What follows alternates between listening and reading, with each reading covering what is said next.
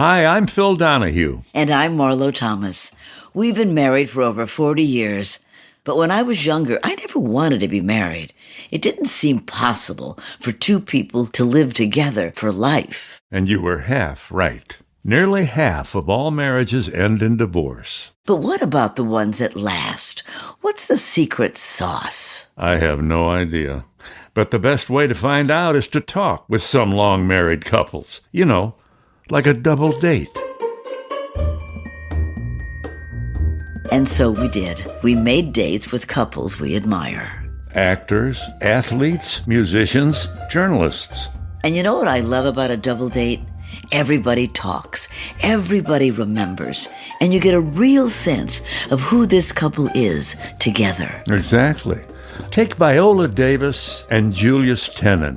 What a couple. Here are two great actors with all the talent and none of the ego. The first feeling you get from them is welcome.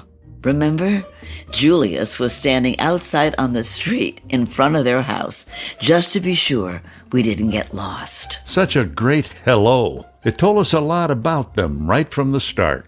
My big thing with me and Julius is we're the fun. We have the best parties. Oh, that's great. Good. I'm glad I'm getting to know you. That's right. This could work out for us. I'm telling you. I'll show you my... We settled down at their dinner table with these tall, comfy chairs that you could just sink into, and we started talking. I felt an immediate bond with Viola. Like me, she never could imagine herself with a life partner. I did not want to get married.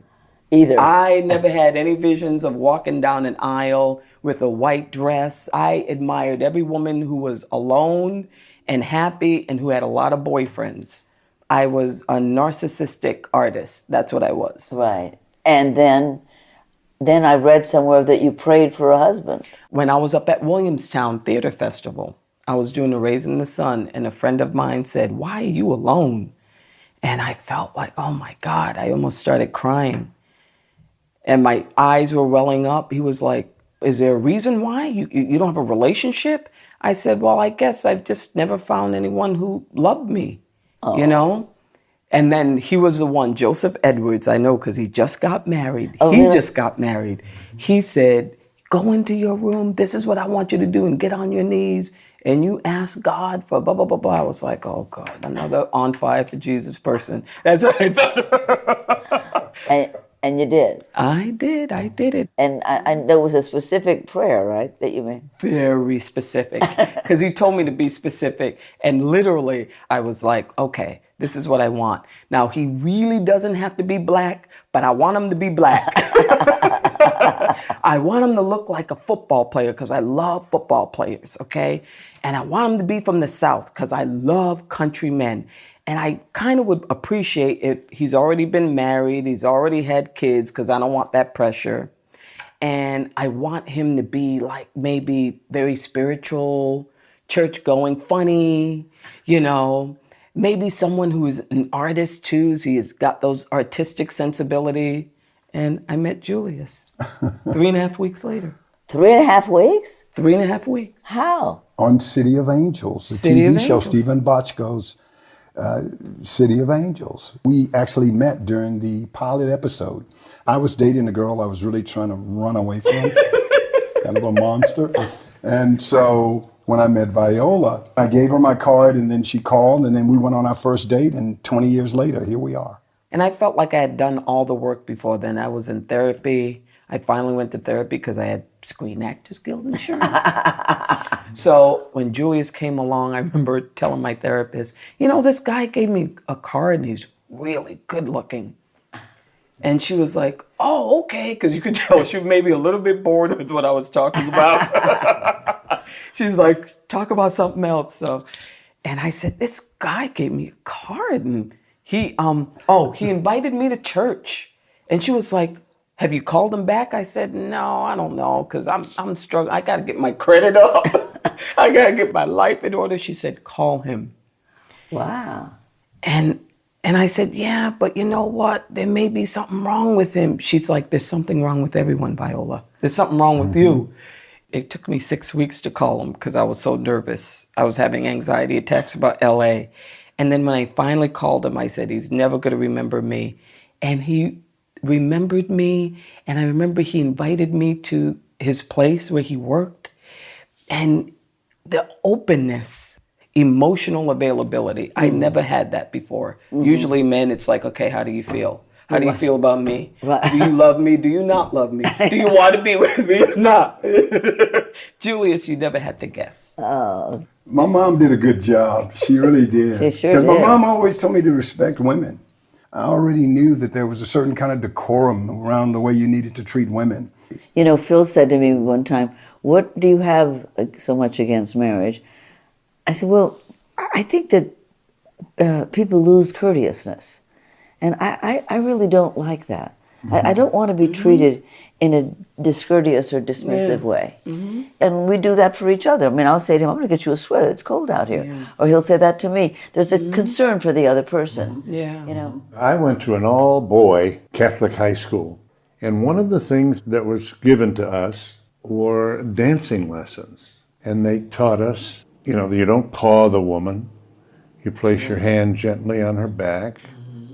And you be sure to return her to wherever it was when you asked her to dance. They were being taught grace, you know? Yeah, and that's so lovely. I went to a girls' school. We both are Catholic, and I went to girls' school. And I think sharing, not so much sharing a religion or a faith, but sharing the values of that That's right. religion. Absolutely. When people ask me what I think our marriage has lasted, I think, well, we define certain important words the same, like what's fair and unfair, and what's acceptable and unacceptable. If Phil says to me that's not fair, I know what it means. I don't just say, what do you mean it isn't fair? I mean, I got it. You have to allow the other person, you know, their say. It's always kind of this thing of agreeing to disagree. And it's okay. But, you know, we try to get around that thing without it being an impediment to what it is. We just discuss, you know. And for some people it works where if they're angry with each other, because this old tongue here can say some things that you can never take back. So you have to be careful with this. But some folks have to, like, sleep on it. We never go to sleep on our anger. Do you fight? How do you fight? I'm the door slammer. I see. Yeah. And I'm kind of the guy that just goes away. I just go away. But then it dissipates fast. I'll slam the door and then it's nothing. Now, honey, Like nothing. Yeah. I'm the chaser. I follow him till I can get him to hear me. And I do that too. he's trying to just get away. You know? No, because I think how you fight and how you come back from a fight is a big line in the sand. It is. You got to know how to do that. You really do. My big thing, my advice about marriage that I give to all of my friends, I say your marriage does not start when you walk down the aisle. Your marriage starts when you look over at a person that you love more than anything, and there's something about them. You just see just one character trait, just a glimpse, and you're thinking, oh man, that's going to drive me crazy. I don't know if I could deal with this. You're just in your brain, you're like, I don't know if I could deal with this. And the next minute you're like, you know what? But I love him. I'm going to stick it out. What is it? That's when your marriage starts. That's great. Tell us what it is. With Julius? Yeah, that drives you crazy. I know. I can tell you what drives me crazy about Phil. Oh, I know a lot of things drive me crazy about Julius. He's a little OCD. Yes. Oh my. You know, I'm, let's just say, familiar with this issue. I know. I'm sorry. But I think it should be called obsessive-compulsive order. That drives me a little bit crazy. I'm OCD, too. That's why people like you and me never get together. But then I need his OCD. Slobs never get together. But I need his OCD. He'll say, V, there's all this mess on the floor. I'm like, oh my God. And there'll be 2 little crumbs. She'll walk into my office talking like crazy about everything and straightening out this book, getting this magazine over here where it belongs. You know, I set things down and that's where they are. I mean, you can tell where I've been in the house just by looking up. Oh, yeah. You know, he had orange juice over here because that little orange cap is there. You know, he had a ginger ale over there because he tried that. I know exactly what he did. If he ever murdered anybody, I could know exactly. My life got better as soon as we got together. And I mean that too. My life did get better. I had bad credit when I met Julius. I didn't know anything. I had my apartment in New York that the ceiling was caving in because it was rent stabilized. The pipes had burst, so I couldn't get anyone to sublet it. And then I was here doing a TV show and I had to pay rent here. And then I was sending my family money. I was just all over the place. Julius came in, he was making my life easy. He was like, V, this is what we could do. Me and you could move in together. We could share the rent. And I was like, oh my God. I started saving my money. This is how you build up your credit. I was like, oh, really? So all of a sudden, I'm like saving money. My credit got better. She didn't have to clean. I mean, I know how to clean baseboards. I know how to wash blinds. I can do it all. You know, Viola wasn't used to doing that kind of thing. And I remember the very first time when she stayed with me. And then I went to the bathroom after she left because she had to go to work. And I went in there and the tops they were off everything. The toothpaste, the moisturizer, everything. And I'm like going, my God, it seemed like that bathroom had been blown up. She came back and she saw that bathroom and she said, why'd you do that? Why'd you put everything back? I said, that's just what I do. And I said, listen, honey, you don't ever have to worry about it. Just do what you do and I'll do what I do. Wow. And that's the way we've rolled. Oh, wow. Ever since. And so I just do what might take her 30 minutes to an hour to do, I can do in 15. She's a slob and you're a clean. That's us. He's the slob. I always say about Phil, is a man who doesn't know the meaning of the word hamper. No idea what it means. And I'm always fixing it. But I've gotten better. She's gotten better over the years. Yeah. It took her a while, but she's gotten better. But I still do things. Yeah. So then how long did it take to get to, seriousness or moving in together? It seemed like we just lived together right away. It felt like that. Well, it did, yeah, because he brought his clothes to my apartment. I loved it. There was nothing about it that I questioned. It was easy, it was right, and we had so much fun. It was the first time, and I was coming from New York with 3-4 roommates. Yeah. Living at Juilliard in the dorms. And then finally, here I was with an apartment in Los Angeles, and it's like, all of a sudden, we had a Christmas tree. It's like I hadn't had a Christmas tree in years. We had Thanksgiving. Remember Thanksgiving? Our first Thanksgiving. We must have had so much food. We ate so much food. We had food for 10 people, and we ate it in 4 days. Oh, my God. It always amazes me how people know how to trust another person. I mean, we too. I mean, he came to see me like the first night. I had moved around. I was doing a promotion of a movie, so I was in Chicago promoting my movie on his show, and then I went on to Denver and to other shows around the country. And he called me and he said, "I'd like to see you." And where are you? I said, "I'm in Denver." "Is Denver very far from Chicago?" And he said, "No, it's not far at all." So he comes from Denver to have dinner with me. And we got together. It was it. That was it. We just, wow. I know. Oh, when you think to yourself, how did I not know that he would take out a knife and kill me? You know what I mean? Mm-hmm. You get into a vulnerable place with a person you don't know very well. I've always thought of that as the act of faith. My goodness. Well, relationships are an act of faith, and vulnerability is the ultimate, level of courage and bravery. And I felt like you felt awfully vulnerable in our early days to be dating an actress. Remember what you said to me? I sure do. When do I know you're not acting? Yeah. And it never dawned on me, and I thought it was such an innocent, dear question. Like when you cry, is that you crying, or is that like you cry? The day we got, I'm a great memorizer. We all, our actors are. We wrote our own vows. And my friends were with him at the hotel saying he was walking around the courtyard, memorizing, right? And I saw him, I learned whatever, I got it, right?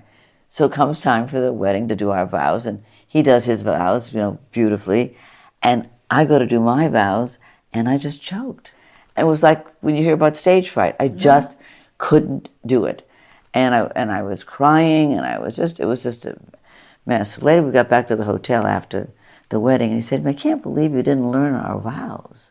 I said, "I know the vows." I just rattled them off. Right. He said, "Well, Why couldn't you do them today? He said, you're an actress. I said, I wasn't an actress today. I was a terrified bride. I was in a state of panic.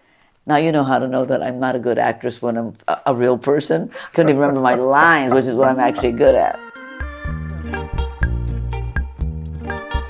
We'll have more after a quick break.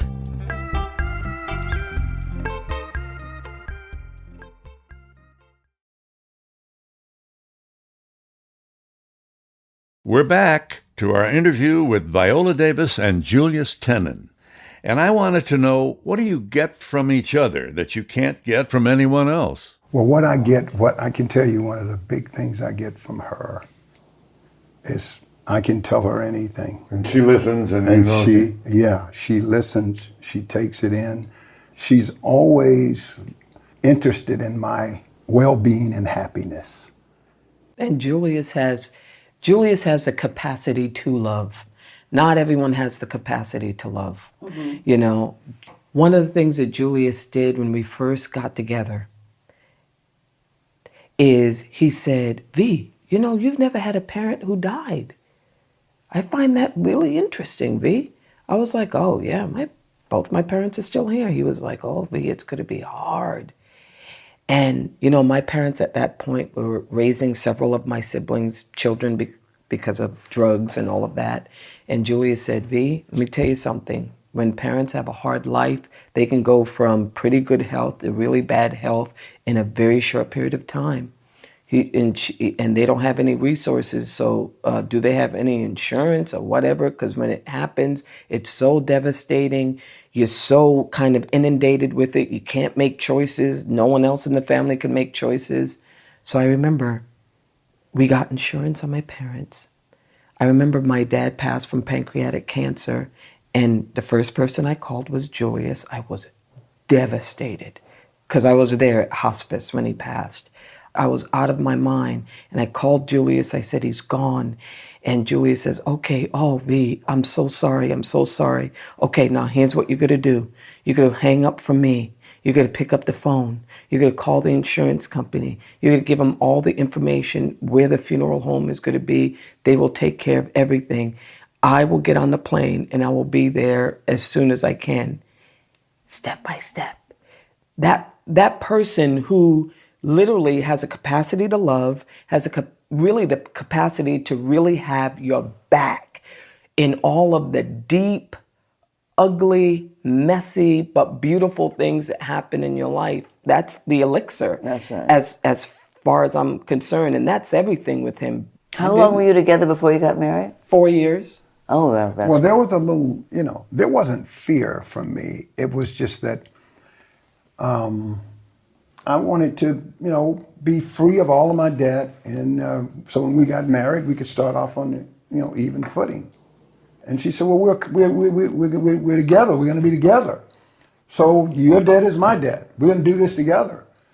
And then I remember not really saying anything that night. And then the next day I told her, I said, you know what? You're the girl for me. But that's a very honorable idea that I want to be out of debt. I want to be responsible. I want to walk into this, you know, without having to drag a mess behind me. That's right. I think that's very honorable. Viola and Julius seem so connected. We wondered, what throws them out of sync? We couldn't help but dig a little.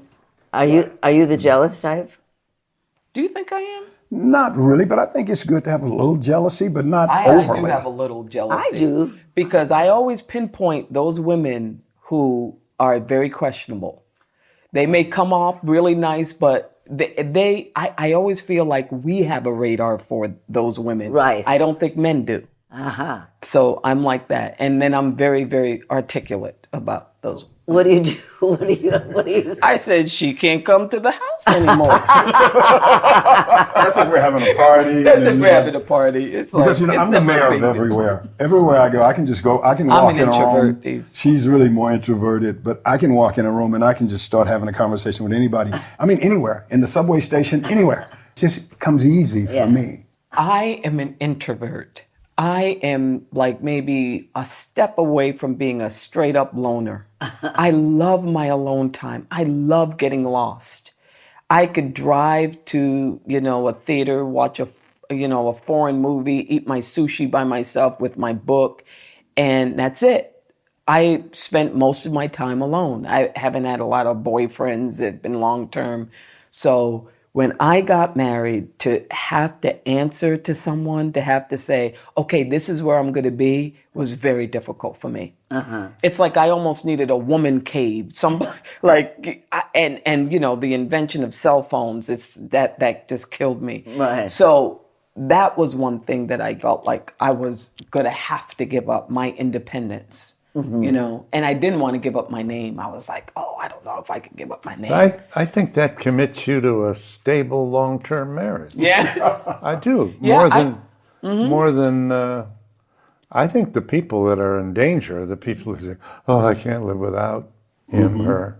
Yeah. Breathless to get married are the ones that boom, after weeks. How about stress? How do you handle stress? We had to really work on that, because in the beginning, when he'd panic, I'd panic. Right. And it was a disaster. So we had to really work on. Somebody once said that a good marriage is where both people don't go crazy at the same That's time. the first thing he told me. It's kind of always one of those things where between us, Viola does tend to get more stressed out. I had so much stress living in Los Angeles. I mean, I just didn't understand how to connect with people. I felt like my funky look, my funky ways, me not really caring about being thin or cute, or I just didn't have all of that stuff going on. I felt like I didn't fit in. And just New York was my city. I never had delusions of becoming a star, nothing. I never had anything. I was a journeyman actor. And then I met Julius. And I did go back for 6 months to do a Broadway show. What was it? It was King Henry II that I did at Kennedy Center. She gave me goosebumps from the top of my head to my toes. And at the end of the show, I went backstage and I said, you're going to win the Tony Award for this. I was sure of it. Speaking of awards, you wanted to ask about that speech, your Emmy speech. Oh, Emmy speech reminded me. Harriet Tubman. And, Oh, yeah. I mean, it was just very political and... Wasn't it? The Harriet Tubman speech where, that she talks about having a dream about a line. Right. And white women, their hands outstretched, reaching for her to come over the line. But then she wakes up and she says she can't ever get to that line. She couldn't ever It's heartbreaking. It's so heartbreaking. Right. Moments like that where, and Julius, just having him in my life, it's like my way of sort of saving myself of what I feel. This is just what I feel is that I don't like about LA, which is trying to retain my authenticity, trying to retain something about me that is just myself. This is just how I felt about being out here.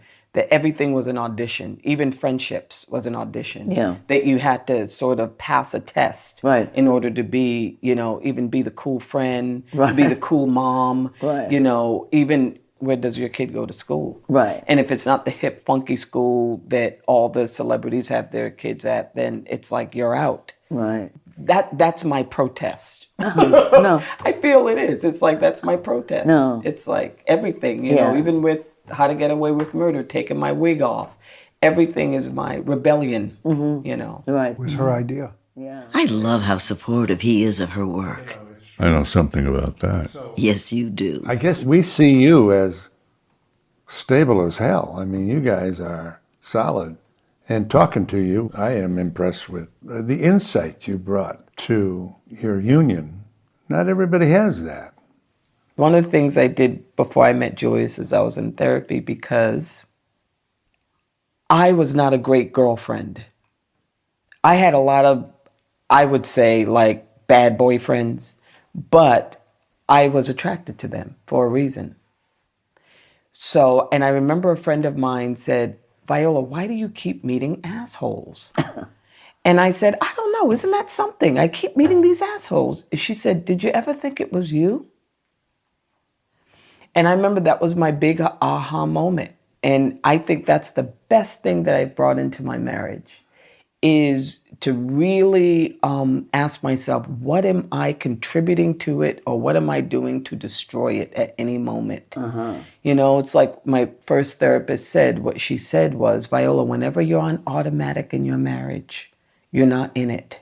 You know? And so that's been my personal responsibility, not to put everything on him, not to say, make me happy, Julius. Make the marriage good, Julius. Be the great husband, Julius. I also have to step up. Right.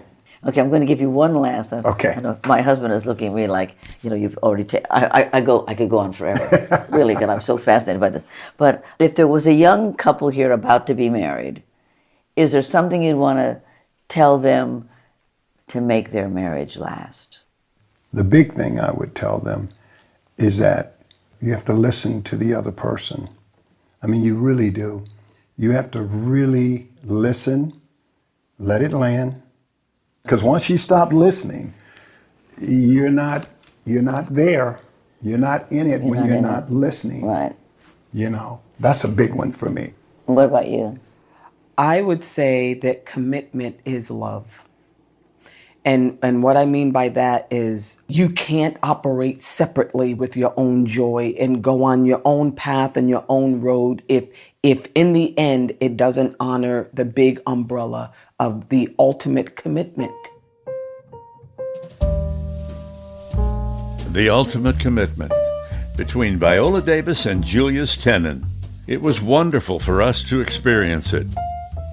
Until next time, I'm Phil Donahue. And I'm Marlo Thomas. Yeah. You're lovely. You really are. Oh, well, Thank you. Thank you for this time. This has been Yeah. fantastic. And you better invite us to one of those fabulous parties. Oh, man. Double Date is a production of Pushkin Industries. The show was created by us and produced by Sarah Lilly. Michael Bahari is associate producer. Musical adaptations of It Had to Be You by Stellwagen Symphonette. Marlo and I are executive producers, along with Mia Lobel and Lital Molad from Pushkin. Special thanks to Jacob Weisberg, Malcolm Gladwell, Heather Fain, John Schnars, Carly Migliori, Eric Sandler, Emily Rostek, Jason Gambrell, Paul Williams, and Bruce Kluger. If you like our show, please remember to share, rate, and review. Thanks for listening.